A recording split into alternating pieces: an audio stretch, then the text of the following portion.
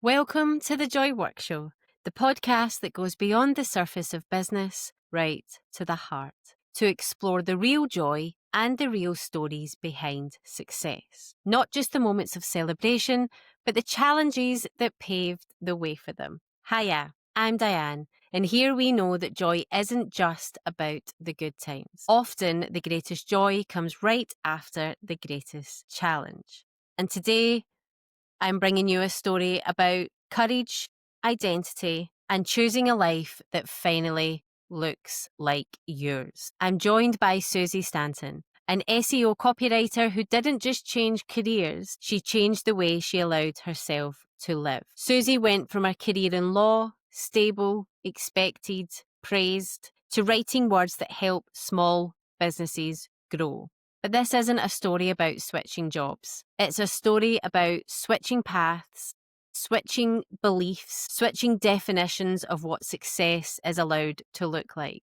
We talk about the moment she knew she needed more freedom, the moment family became the driving force behind her choices, and indeed the family they built with intention and their adoption journey. And the moment she realised that she could build a career that worked for her life, not against it. We also dig into the practical side, what SEO really means for small businesses, why visibility matters more than ever, and how writing with clarity and humanity can transform the way a business is found online. This episode is for anyone who has ever wondered, is this really it? And dare to imagine something different. This is a story of Suzy who just went after it.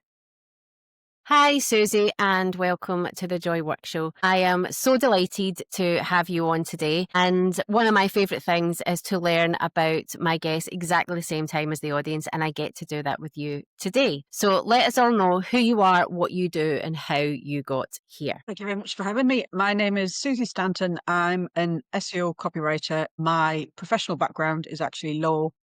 Until about 3 years ago, I was a civil service lawyer. I've always loved to write. I've always enjoyed stories, storytelling, getting lost in a brilliant book. And COVID and lots of other things, perimenopause, my mum became ill, and I just kind of had a moment where I thought, if I stay here in this career much longer, I'm going to be here forever, and I'm going to end up absolutely hating it, and I'm going to make myself ill. It's now or never. Handed my notice in New Year's Eve 2022, I think it was. Had to work 3 months notice. The world changed in that 3 months in terms of cost of living crisis and all of that. And it was just, I've made a decision, I'm going to carry on. And so left with nothing to go to in terms of work. I had some freelance work lined up. That all disappeared because of cost of living crisis. So it's been a very, very steep learning curve, but touch wood, I wouldn't change it. It's changed my whole life. Obviously, it's changed my whole life, but it's meant that I've been able to have time to do the things and be with the people that make me happy. And working in the career that I was in wasn't making me happy at all, and it didn't fit around kids, which is the reason why I pretty much do everything that I do. So I'm mum via adoption, and obviously kids need a lot of support. They're only 7 and 11, and I knew that the support that they needed was probably going to increase as they grow up and as they learn more about their birth history and kind of why they weren't able to live with them. And I didn't want it to be the case that kind of first thing in the morning, if they're upset, because it tends to be first thing in the morning or at bedtime, which I think is the case with all kids. I didn't want to firstly be saying, sorry, don't have time. You can't get upset now. We'll do it later. Or have all of that and go into work a complete wreck and not be able to do my job. So I just took the decision for all of those reasons that I was going to leave, and I did. And here we are. Yeah. That is quite the story. Very succinct, very, quite this story from handing a notice in on New Year's Eve, which I secretly love, and I'll come back to that, to changing your career quite dramatically from what you did to what you're doing now, and then adoption. I mean, there's a lot in there, and a lot of bravery and a lot of courage in there. Did the adoption come before handing? Yeah, so that was something that you did earlier. That must have been a journey in itself. to Yes, go down? yes, we experienced infertility, but for us, becoming parents was more important than how it happened. And adoption had always been on our radar. I mentioned I was a civil service lawyer. I worked in magistrates' courts. I was a legal advisor, and for a long time, my role was to manage adoption cases. So I knew all about the process and I knew what it involved. So it had kind of always been on our radar. So we started, gosh, it must have been 2012, 2013. Brought our eldest daughter home 2014 and then our youngest in 2018. And it was kind of our youngest coming home that was the catalyst to everything I think that changed. I'd just gone back from adoption leave, kind of just found my feet again at work when COVID hit. And that obviously just changed everything. I ended up going on sick leave because my mum was ill and work basically said you can go and I'd asked for time off to look after her. They'd said I could go after work, but not, couldn't have any time off. And it was like, I can't cope with all of that. I need to be off. So all of those things, when I went off, my job was to be in court and everything was done in the courtroom. When I came back, because of COVID, a lot of things happened online and I'm a bit of a technophobe and perimenopause crushing my brain, kind of thought, I don't know how to do my job anymore. I can do my job, I can Mhm. advise on law, but I can't press the right buttons in the right place unless somebody sits with me. And that wasn't an option then. So the adoption happened before, but it had kind of, Definitely. that was the catalyst, I think, for me thinking, can't do this job forever. It's not working in terms of what I need it to do for my family. Well, we didn't adopt, but it was the birth of my second child that was the catalyst for me because, like you, we had fertility problems and we had pretty much come to the end of the line. I wasn't going to go for IVF for health reasons. I've got chronic illnesses, and that was the reason I couldn't get pregnant at that point. But I had surgery at the beginning of 2020, so the year we went into when COVID happened. So I had surgery in the January, and then we went into the lockdown in the March, and we pretty much said, right, we're getting me well, we're getting me healthy, and then we'll look at our options from then. And we discussed adoption and things. But after my surgery, I got pregnant in lockdown. I was pregnant by the May, complete surprise. And then we went on to have our second, again, another complete surprise, because if you think you really can't have children, you have one, you think lightning doesn't strike twice, and it does within a very short space of time. So my children are 19 months apart. I felt very lucky and but I couldn't see how it was going to work because, like you, I wanted to be there in the mornings. I wanted to be there to pick them up. I wanted to be there when they needed me. I wanted the ability to be able to drop everything, and I didn't feel my career was ever going to be supportive of that, regardless of how good my bosses were going to be, was kind of irrelevant. I was just like, even for my own responsibility for my career, I can't see how I show up for everybody in this. And I remember, so I started my business with two under two. And I remember somebody saying to me, why are you doing it now? Why not wait till they're a bit older? But exactly what you just said about having to be there. And I was like, as far as I can see, it doesn't get easier. There doesn't become a point where your child needs you less. And actually, under two was hectic and physical, but they were happy as long as I cuddled and fed them. Whereas I've just started, my eldest has just gone to school, and I'm now seeing how much she needs me in a way that as a baby she didn't. It's a whole different, and I watch my sisters bring up teenagers and, like you said, not rushing them out the door, wanting to be there at night time, sit down for a dinner when they might open up. They might not, they might just grunt at you, but they also might open up. And I didn't want to be in that rush. Yeah, And definitely. that really resonated with me that, we get to make these choices. And people can say it's lucky or it's okay for you, but the sacrifices you have to make Yeah, to also make that definitely. happen, you Definitely. know. I mean, for me, the sacrifice was financial. and it continues to be financial. But I know that at some point that will all kind of resolve itself. And at the end of the day, and I'm not saying this to be flippant, but it is just money. I'll never get this time back again with the kids. And it's meant that I left the year that our youngest was starting school. So I had a bit of a run up to her starting school, and it's meant that I've been able to do the school run with her every day, which some days have been absolutely joyous, some days have been absolutely horrendous, but it's meant that I've been able to do that and not, because previous to that, they were at a childminder and she was lovely, but they weren't her kids. She had a kind of a timetable. She needed to get them out the door. And if they were upset, then, it was just kind of like crying on the way to school sort of thing, because she needed to get the other kids to school as well. So for me, that is the sacrifice, but it's absolutely been worth making because it's meant I can be there. And that's not for everybody. And some people might be sitting there thinking, oh my goodness, Mm. that's my idea of a nightmare. But for me, that's what I needed to do. So that's why I But did it's it. that choice, isn't it? It's having that Yeah, choice to be able to do it. definitely. And I've been speaking about this a lot recently because I used to say that I didn't like the word freedom in terms of freedom business because I thought it was a bit non-realistic. I thought it was like laptop lifestyle. You don't need to work that hard. You get a freedom business. It's dead easy until somebody turned around to me and said, you do realize the greatest freedom is choice.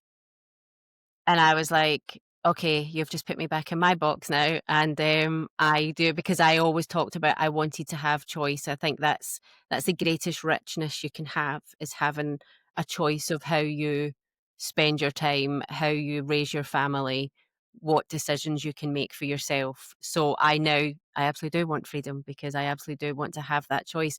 And I think what's important and what I like to advocate in my business and what I love with the stories that we have on this podcast is there is now women and men, but women majority out there now able to make their own choices about how they live their life. And I wanted to be, because when I come into the online space, I'd come from a really kind of masculine world and I was so scared of saying but I want to pick my children up. This is as much about raising my family as it is raising my business. And I thought people would see me as weak and less than because of it. But actually, the longer it's gone on and the more conviction I've got with my own values and my own message, I've realised that it's not. It's my greatest strength. And it's just so lovely to hear a story like yours where you're like, no, this is the choices that I'm making, and success looks different for everybody. Oh, definitely. Yeah. And I know that kind of the financial security will come, but for me, the success is being able to do the school run every day. And when my mum needs me, being able to go there. And when I need to just sit and stare at a wall, just be able to do that and nobody say, come on, you should be in coma. For me, that is priceless, because that is what success means for me at this time. And I think that's something that recently I've only kind of got my head round, that at this time, this is what I need now. In 2 years' time, I might not need this. I might need, a bigger business, or I might go back to work. I don't know. But at this time, this is what I need and this is what my family needs. And I'm more than happy to be able to do. It is a choice, and I'm very happy that I'm able to make that choice and do it and find a Hmm. way to make it work. Brilliant, brilliant. You said you handed your notice in on New Year's Eve. Yeah. That's that's quite a statement. Was it the fear of going into another year? It was more sticking my fingers up at them, because I'd had a really rough time, because the support wasn't there at work. I'd spent, as well as being off on the sick leave, I'd just come back from adoption leave. So I'd had a year off from that. And the comeback from that wasn't great. The support wasn't there. And I'm not somebody who would normally kind of complain or say this wasn't done right. I would just put my head down and get on with it. And one of my friends had said, if you don't tell, because she was a manager, if you don't tell us, we don't know, we can't help. So I did, out of my comfort zone, I said, I'm struggling massively. I've had no support. I need help with this, this, and this. And it just wasn't there. And it kind of, in the run up to that, I was thinking, the end of the year, I'm going to go. If I don't, I'm going to stay here forever. And I'm just going to turn bitter and twisted and end up on the sick leave again because I'm ill. And so it was more of a, well, if you're not going to help, sod you. I'm going to have me notice in. And I can remember I handed it in New Year's Eve and then came back and I didn't get a reply from my manager. It was probably about a week or 10 days. And I Yes. actually was like, have you read it? I'm leaving.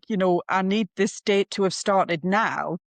And he was kind of like, oh, yeah, I got it. Yeah, we need to sit down, don't we? It's just like, This is the do you have any whole idea? reason I'm leaving. Yeah. Have any idea how big a thing this is for me? And you're just like, oh, yeah, right, okay. We'll need to have a chat and fill out the forms. And I was kind of like, how much of a right decision have I made here if that's your attitude? Yeah. Then it just felt like the end of the year, I want to start next year knowing that I'm going to be leaving Well, it's and that that I am decision, going to isn't make it it? happen. Like, you will have known on New Year's Eve that you still would have had to have gone back into work after the holiday and, you know, do your time and all of those types of things. But it's the hardest thing is the decision, is the thing. And once you've made that, the rest is just logistics. So it's just so interesting to me it's on New Year's Eve because whilst I'm not a big fan of resolutions, I really like on New Year's Eve to really reflect and think about the things I don't want to carry forward into the new year. So it's not, and it's never about food or drink or anything like that. It's more about who I am and how I am and my values and what I want for the family and things like that, or things that happened to us in the previous year that maybe had finished, but we don't want to be carrying that energy into the new year and stuff like that. So, but it's just so interesting to me that you were like, no, it's my job. Just you need to not come into the new year. I'll do what I need to do, but it's quite a profound way to kind of go into the new year, but I do love it. I think for me, if I hadn't done it then, I would have gone into the next year and I wouldn't have done anything about it. I would have just carried on. That for me was the worst thing. There was a time when I absolutely loved doing my job and I loved the opportunities it gave me. In terms of a civil service career and a lawyer career, it was flexible. I didn't work full time, but I was in a courtroom and I couldn't just up and leave if we still had cases to do. So from that point of view, it wasn't flexible. And it just felt like if I don't do it now, I will never do it. And this is what I have to do. And I can remember ringing my husband saying, "Find me notice in," and he knew. And I'd said to him, "I'm not stupid. I'm not going to leave unless I'm confident I'm going to be able to make this work." And then it was just like, oh my goodness, what on earth have I done? Handing me notice in, and the number of times I think that 3 month notice period was probably one of the hardest times because pretty much every day somebody would say, "Are you not going to reconsider? Are you not just going to stay?" And it would have been the easiest thing in the world to just say, "Oh, do you know what? Yes, I will," because I get paid and I get holidays and all of that.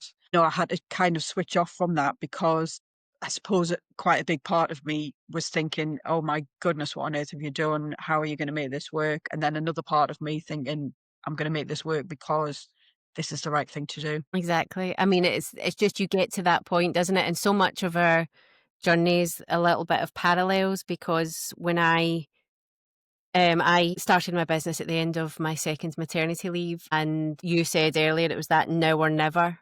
And that's the exact feeling that I had because I thought we'd been to and fro and having conversations about me going back, but we just couldn't quite come to an agreement that was going to work for everybody.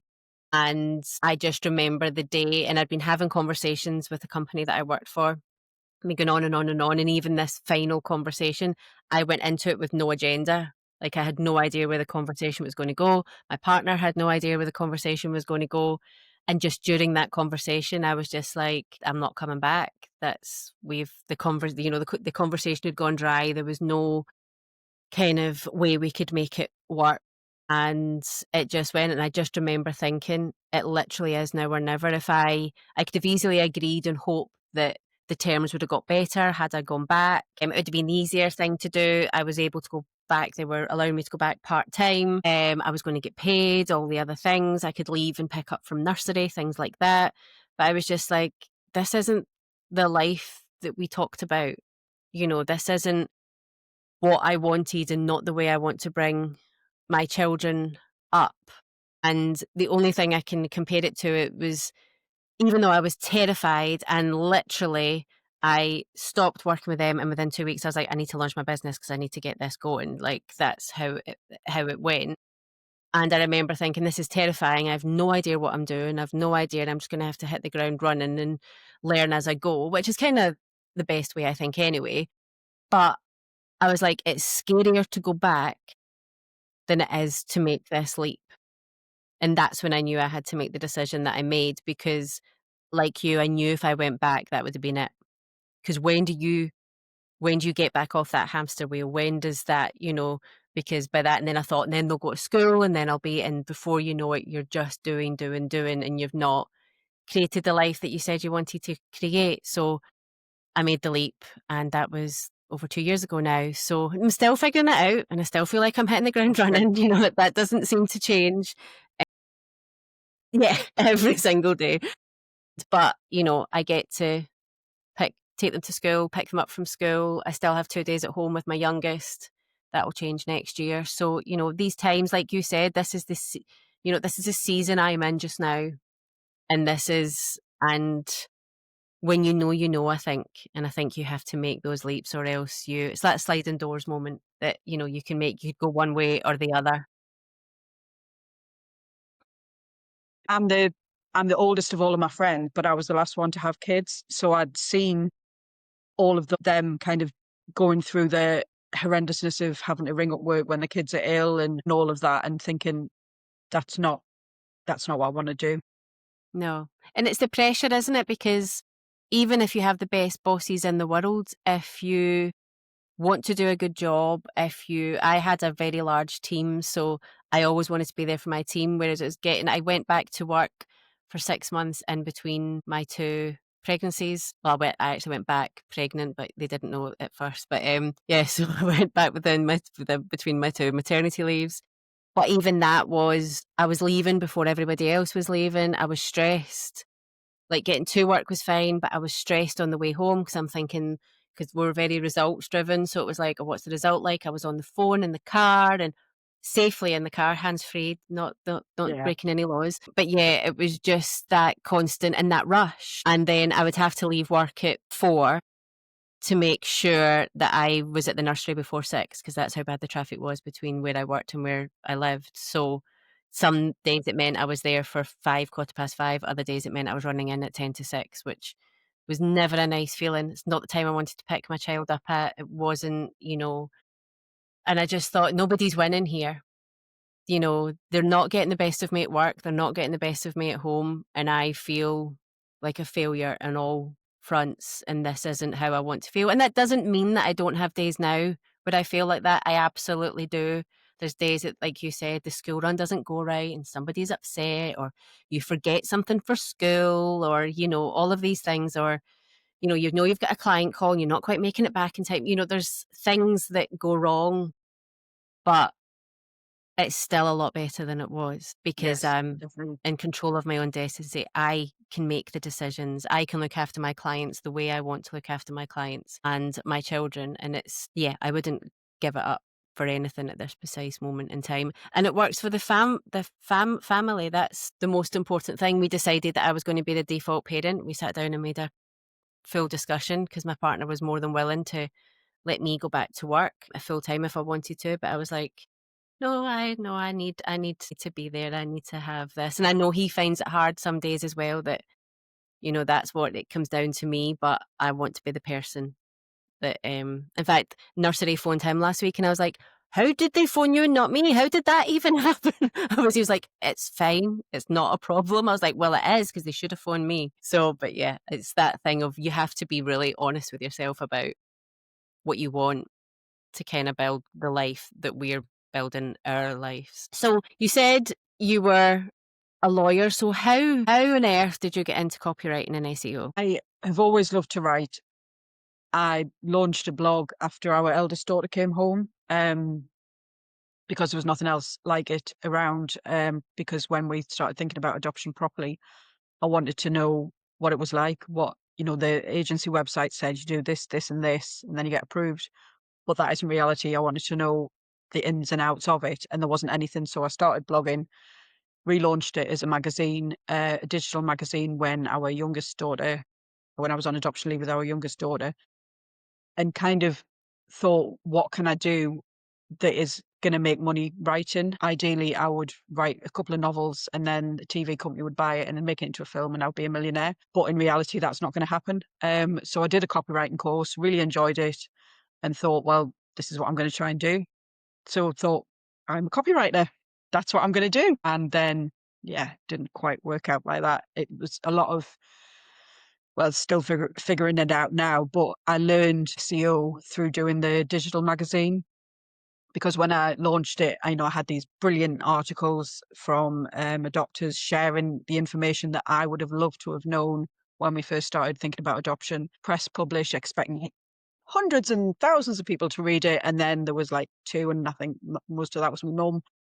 And I had no idea about SEO at all, and ignored it for a lot of years. And then kind of gradually I joined a blogging group, learned about SEO, and so I've kind of learned that from the ground up. So I know I'm all about making it very straightforward, and I know how to do that from my experience of the magazine, and taking it from my mum reading it to this month we've had about 2,500 people reading it, Brilliant. and most of those people do that because they find it through Google searches.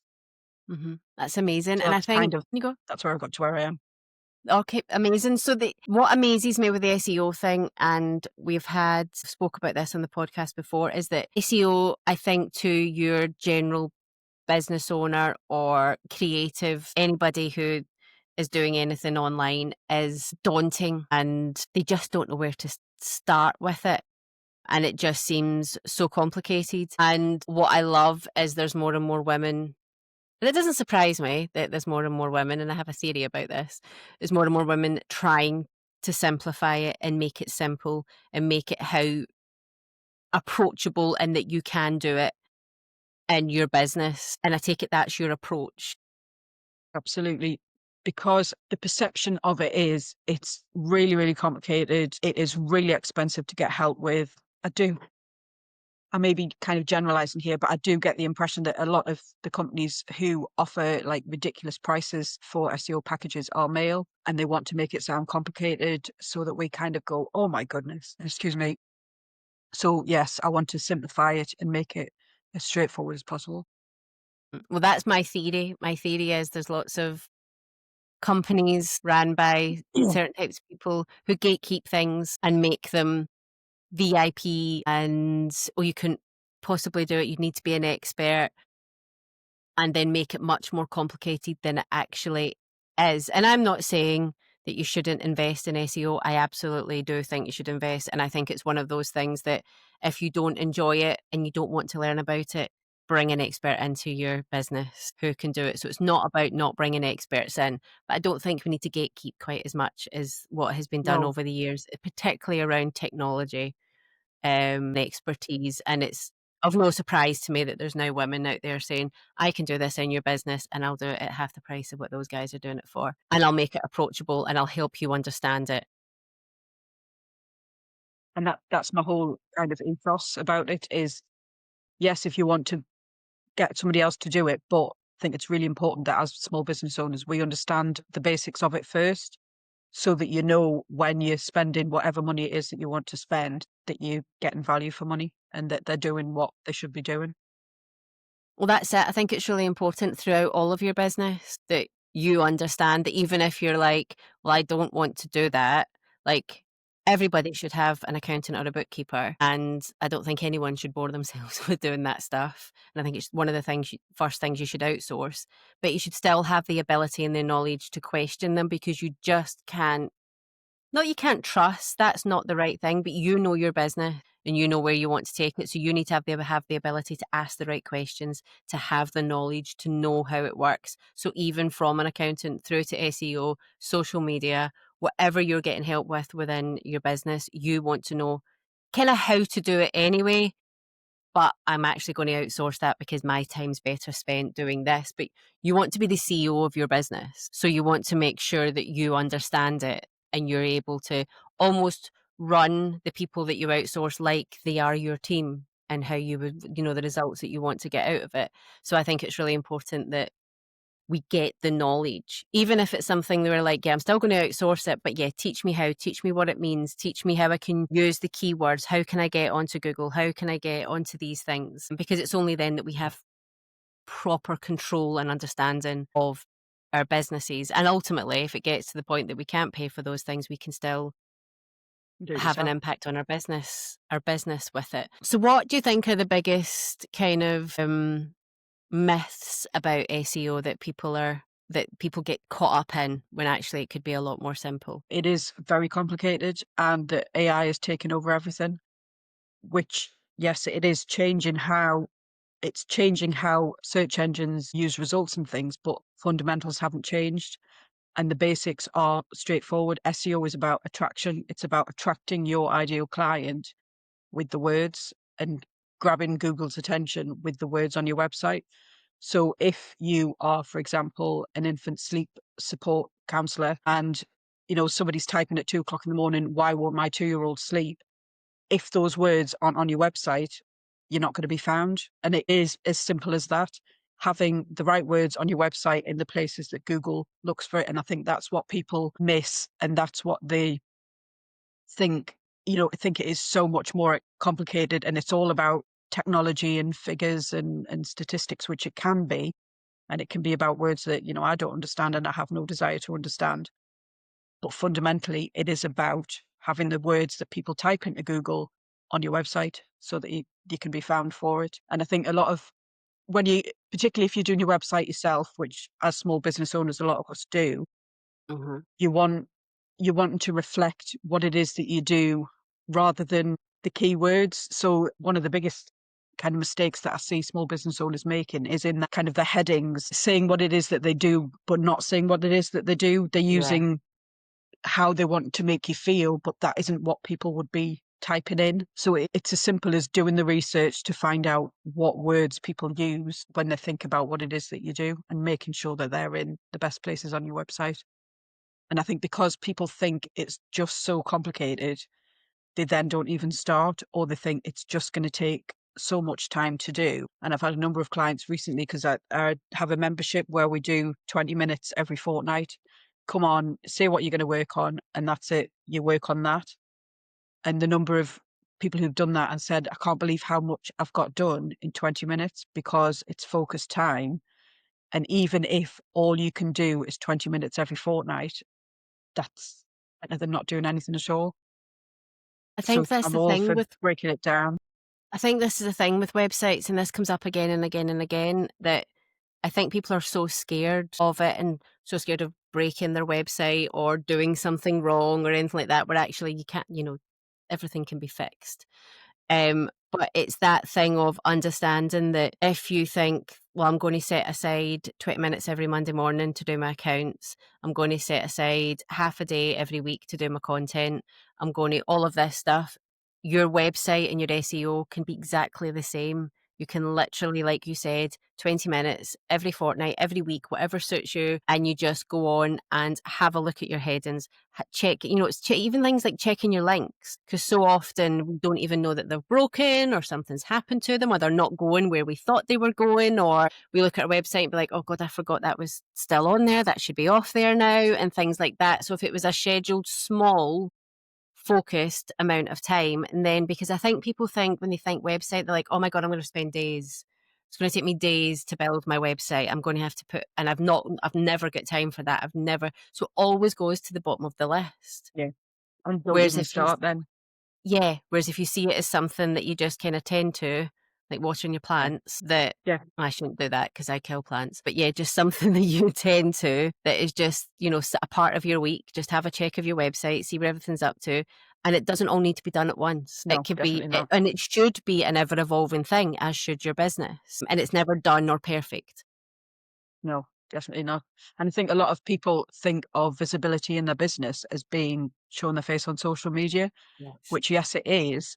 But, you know, if you've got the right foundations on your website will show your face for you, and you're not having to do really anything. If you need to take time out of your business, if you're ill or your kids are ill or whatever, if it's done well, your website will keep doing the work for you so that it's still bringing in leads and audiences and people interested in what you Well, that's do it. People without you having still to do anything. still Google. People still be on their phones like, oh, what's that? Oh, I'm going to Google and find that out. But people are still Googling. And also, I know everyone loves AI and everyone's got a chat GPT best pal. When you're putting in chat GPT, it's now coming up with people. Where do you think Yeah, chat GPT is definitely. going and looking for this Yeah. information? And that's why it needs to be, you need to have those foundations there, because I can't remember the exact stat, but it's something like 65, 70% of online searches start in a search engine, not on social media. So if you want to be in with a chance of showing up on the first page, you need to do the work. But it doesn't need to be, like you say, it doesn't need to be days and days and days. Just start 20 minutes Yeah. and Just you've start, made and if progress. 20 minutes, it'll be 20 minutes better than it was before. And just it's those compound things, and I say it with all of my clients, all of my social media, I will say that you just need to start. And it's that compound, and it's the 1%. If you can be 1% better, do something 1% better each single day. Imagine where you could be by the end of the month. Imagine where you could be by the end of the year. And that's the kind of focus on, not thinking I need to wipe out a whole week's calendar and stay up till 2 o'clock in the morning to sort my website out, because that's not the way it has to be. Yeah. Okay. So as you know, we have the joy questions that I ask everybody before they come on the podcast. And the first one is the joy spotlight, a favourite thing that has shaped your life, business or work. Hands down, my kids, they've changed my life. But, the way that they came into my life, it just amazes me how amazing they are. We took them 4 years apart. They're sisters. They were with the same foster carers 4 years apart, but they just amazed me how they were able to kind of move from foster carers to us. And just, it utterly blows my mind how they've been able to do that. And kind of, they've always known they're adopted, but learn about adoption and their birth family and things like that, and still just get on with it. That just blows my mind. So they are my absolute joy. They've made my hair, you can't see here, but they are made my hair quite grey, but they are amazing. So that I is my didn't joy in my realise life. they were sisters. How Yeah. amazing. How Yes. amazing. It is. 4 years apart. So when we adopted our eldest, we were kind of, she's amazing, let's just stop now. When I went back to work after adoption leave, we found out that birth mum was pregnant again. And it was the wrong time. And I will always feel guilty about making that decision, but it was absolutely the right decision for us. But it was the wrong time. She was going back to nursery, very unsettled. So we said no. But then 2 years after that, she got pregnant again. And we were asked, at that stage, we were kind of like, no, we're just going to stay as a family of three.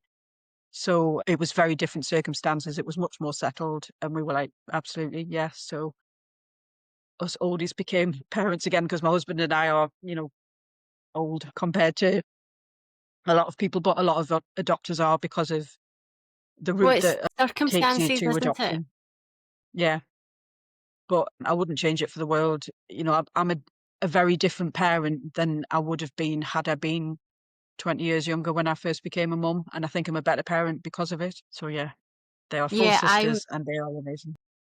I'm an older mum, and I sometimes feel like the oldest mum in the school playground. I'm sure I'm not, but it's certainly the way that I felt at times. And then when I think about what age I'll be when they're teenagers and things like that, it does creep into mind. But it was circumstances. I didn't meet my partner until I was in my early 30s. We couldn't get pregnant, so there was years that went past. So yeah, it's just those circumstances. And I don't know, being a younger mum. I'm sure I'm more tired. I'm sure I'd Yeah, not quite as bright and breezy if I'd had a baby in my 20s, but that wasn't my story and that wasn't my life, and this is the mum that they have, and I think I'm the a better mum for it, like yeah. you say. That must have been a really difficult decision to not take the second child. So do the girls know that they have another sibling? Is that part of their story or Yes, they know. I mean, they're number 7 and 6 and 8 of Okay, 8, so okay, they know all of as much as they can understand. at They the don't moment. know the detail, and they don't know that we were asked and said no, and we will talk to them about that when they're old enough to understand it. And it made myself ill coming to that decision.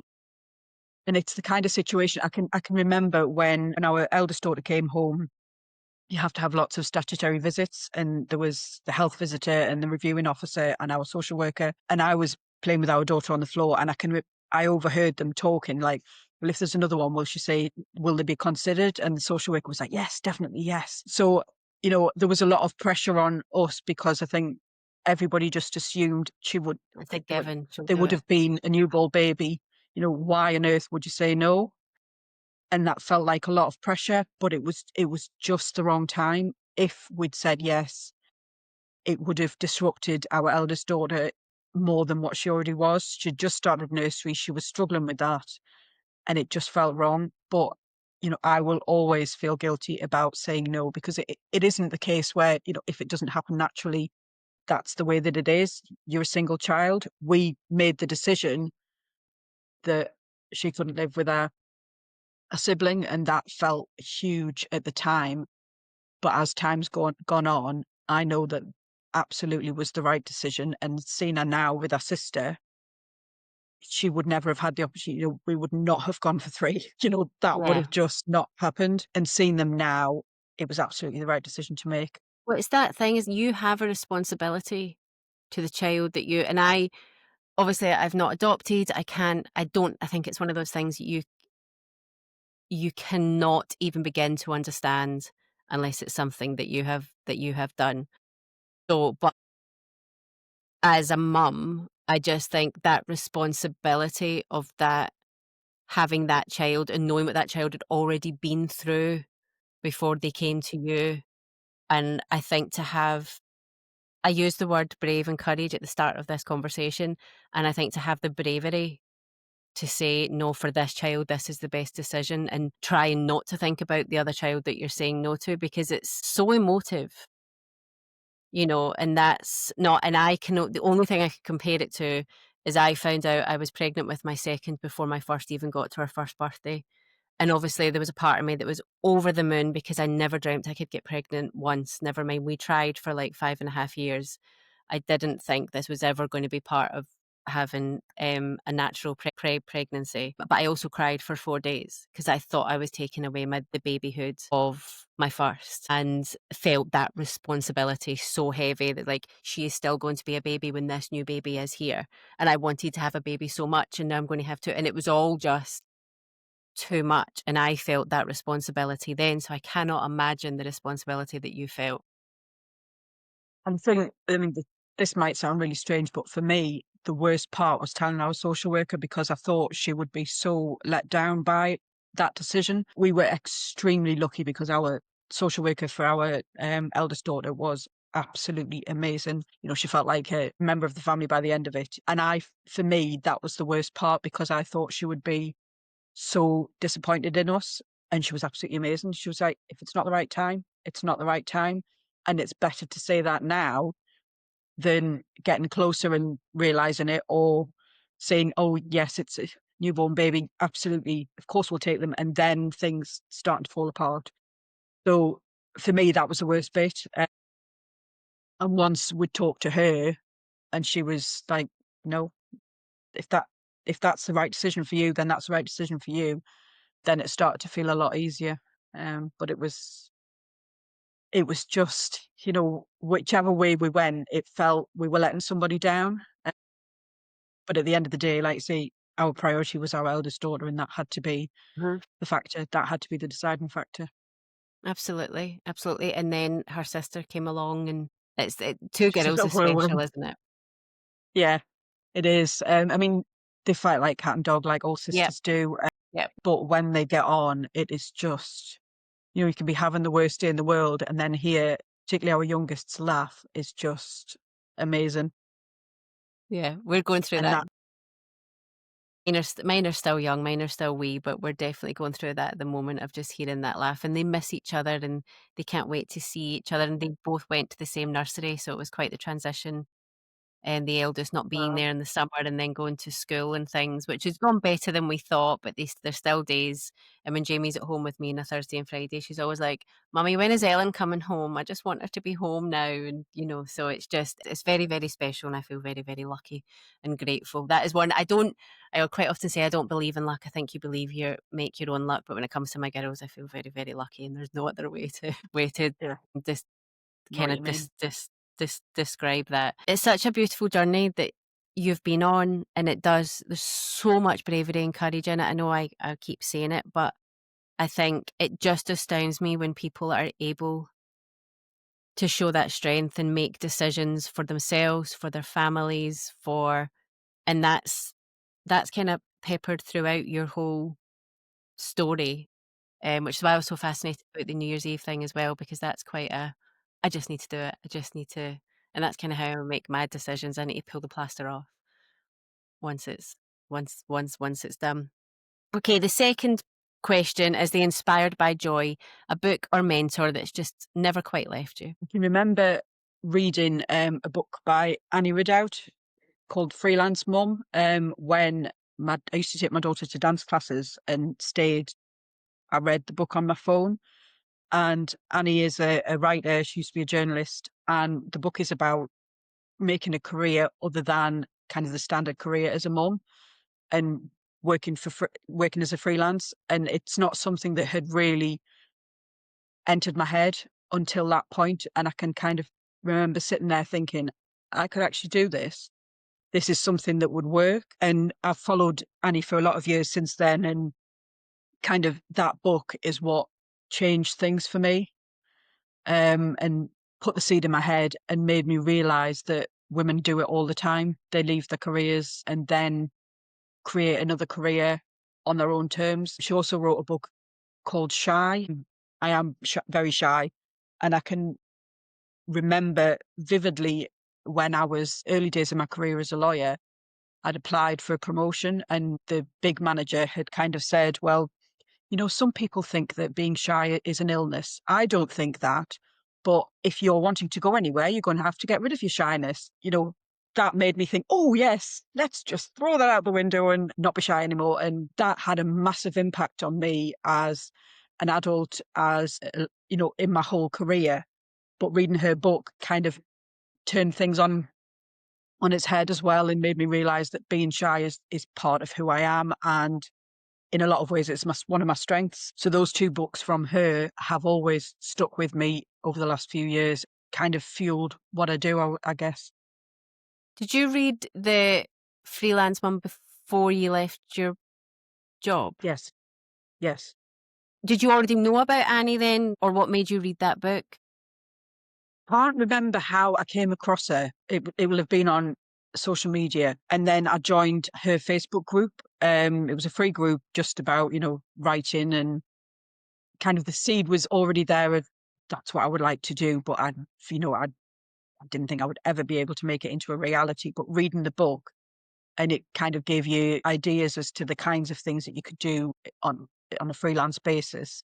It had never entered my head, so that was the seed that then started me thinking, I love to write. I wonder if that's something that I could do, and then followed everything that she did because she's a writer. Mhm.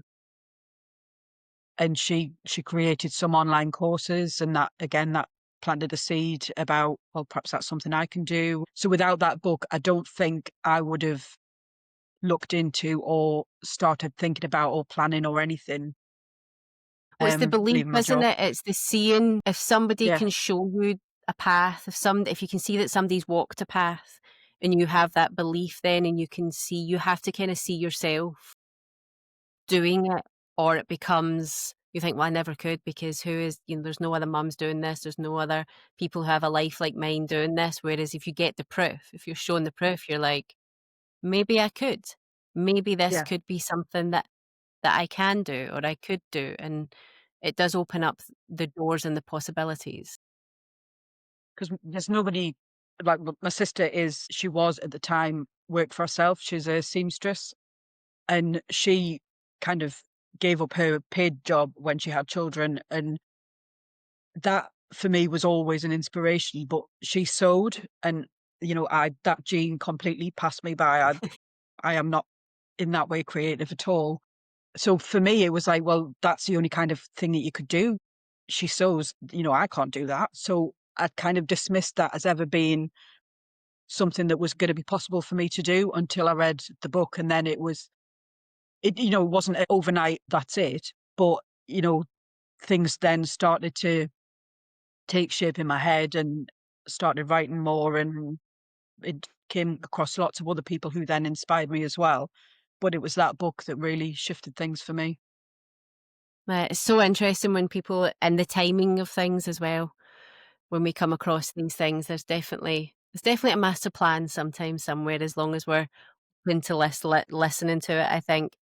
And the last question is the joy killer, the thing you would like to see removed from the world. I did have originally, I put social media because I've got a love-hate relationship with it. Yep. But I think, I've been thinking about this, at the moment, what is really killing my joy is, again, well, people on social media, but also in your emails and everything, telling you, you can make hundreds of thousands of pounds and then you'll be successful. And it just feels so noisy with that at the minute. Yeah, it does. I don't know if I've just not noticed it before, or I'm following the wrong people, or I'm subscribed to the wrong things. But it just seems all of the time people saying, "You just need to do this, and you'll make all this money, and your life will be so much better." And for me, at this point in my life, if somebody just sent me £100,000, I'm not going to say, "Actually, I don't want that. I'll send it back." Yeah. But I'm not prepared to, you know, do. This is not because I'm lazy or anything. The moment I need to make sure that my family's all right. We've got a lot going on. I just want to be able to pay the bills, and that's all right. But the way that it comes across is, if you're not making this amount of money, then you're a complete failure. And I would like to just get rid of that because it is so loud and so noisy at the minute. And it can be quite, if you're not feeling brilliant to start off with, it can be quite easy to get sucked into that and thinking, well, I'm a complete failure because Yeah. I'm not making that kind of money. Yeah, and I think it is so important, and I like to think, like, I will talk and I don't really talk about money. I talk about you can earn what you want to earn. If designer handbags and fancy cars and a big house is important to you, I will help show you a way that you can get that. If you want to pay the bills and pick your kids up from school and earn £500 a month, then let's work out a way for you to be able to do that. I think success should be what you want success to look like. And like we said earlier, it's those sacrifices that people are willing to make to get there. The thing that I don't like is that people make it sound so easy. It can be simple. Quite often, the most successful businesses are simple and repetitive. That's generally what works, particularly with sales and marketing. But the ease of it, like you say, it's the emails of like, just do this and I'll earn you six figures. By, well, what if I don't want to earn six figures? Not everybody wants to earn that. I don't think anyone should apologize either way. I don't think anyone should apologize for saying, well, yeah, I do want a six figure business this time next year. But I don't think anyone should apologize for saying, well, actually, I just want to earn a grand a month. That's what I want to earn. That's what I want my business to do. And here's why I want it to do that. And I think all of those are okay. I'm done with people having to apologize for what their versions of success are. On the flip side, I wish more small business owners were honest about what they wanted and really went after what they wanted in the kind of strategic way of, well, if I do want to earn £1,000 a month, this is how I'm going to do it, and I'm going to make sure that I hit those goals. In the same breath, if they want to earn £100,000 a month, they do exactly the same. So I think it's that balance of But I think if you're just really honest with yourself about what you want, and that's changing, I think it will change. And there's certainly different communities that it's changing in. There's certainly communities that aren't all about the hustle. But being a business owner, there's always going to be an element of the hustle in it, even if you don't like the word. When you're launching something or you're selling something or you're chasing a lead or things like that. But I think everybody, not even as allowed, deserves to have success on their own terms and what success looks like for them. I think for me, that's taken me a long time to realize because it's not something I've ever done before. It's not even as if I was in the same field, but just employed. It's been so different that everything has been a massive learning curve, and it is so easy unless you're kind of listening to the right people and then working out who are the right people. It's so easy to just get sucked into, well, you should have done that. If you haven't done that, then, what are you even doing saying that you're a business owner kind of thing? And that's taken a long time for me to realize that I'm doing this on my terms and what works for me. Or, if somebody might be utterly horrified, somebody else might be utterly horrified at looking at my business model. And it's taken me a long time to get to think that's fine, but it's for me, what works for me.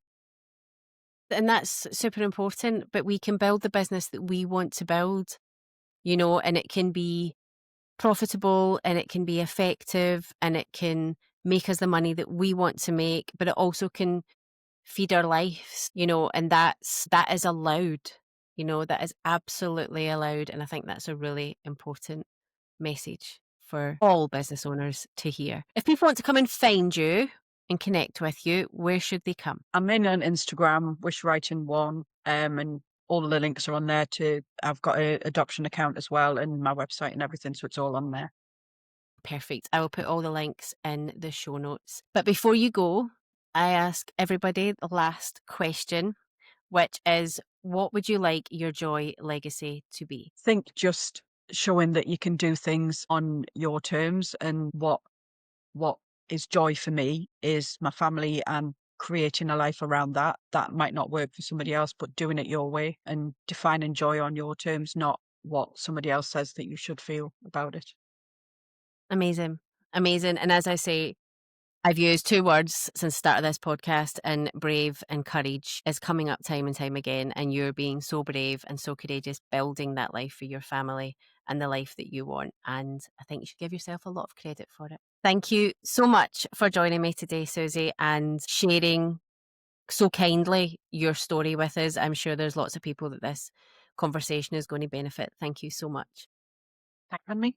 What a beautifully honest, generous, grounded, and deeply human conversation that was. Suzy's story is a reminder that we are allowed to change, that we're allowed to choose differently, and we're allowed to build a life that actually matches our values, our wants, our needs, desires, and dreams, not society's expectations. Here are 3 takeaways that I want you to carry with you after this episode. Number 1, that choice is powerful.